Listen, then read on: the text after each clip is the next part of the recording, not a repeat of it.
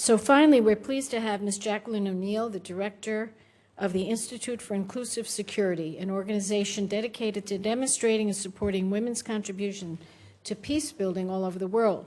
Ms. O'Neill consults regularly with NATO and other multilateral organizations.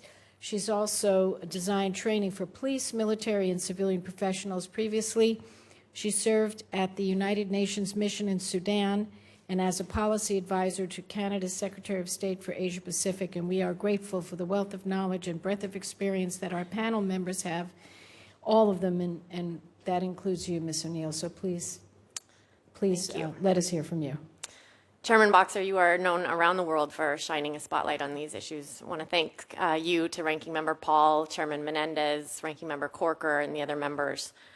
For the last 15 years, inclusive security has increased the inclusion of women in peace and security processes around the world. And all that we do is driven by the over 3,000 members of our global Women Waging Peace Network, many of whom, Senator Boxer, you've hosted here in Congress.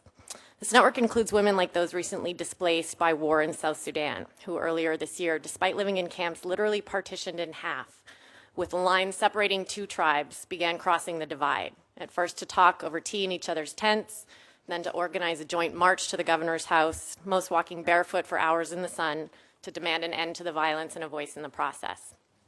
Our network also includes Zainab Bangura, whose father threw her out of the house in Sierra Leone at age 12 because she refused to marry. Zainab's mother left with her and somehow provided her an education. Zainab went on to become her country's foreign minister and now travels the world as the top UN envoy on sexual violence and conflict. This near child bride from a once war-torn nation told me a few weeks ago, "I say to those men who kidnap the girls in Nigeria what I say to all men who rape. Whoever you are, wherever you are, we will run after you and we will find you." My written submission echoes many of the points that my remarkable fellow witnesses have made this morning. So in the spirit of compelling action, I want to focus directly on two priorities that we see as transformative but generally underattended. We will put your full statement in the record. Thank you. So the first is that we absolutely must get more women to participate directly in more peace negotiations. It's often at this stage that the most troubled countries lay the foundation for their future. As one woman said to me recently, "If we're not at the table, you can be sure we're on the menu." About 92% of those who negotiated peace agreements in the last 40 years were men. And the result is that half of all peace agreements collapse within 5 years, and the vast majority fail to address the topic of sexual violence and conflict.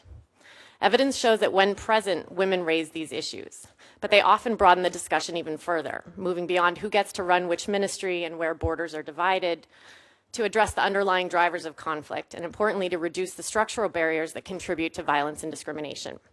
In Guatemala, for example, women ensured that talks addressed police power. In Darfur, women spoke about food security. In Northern Ireland, they raised integrated education.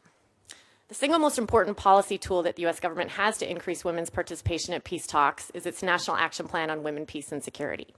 The plan is being rolled out, but progress is much too slow, and Congress can help speed up its implementation.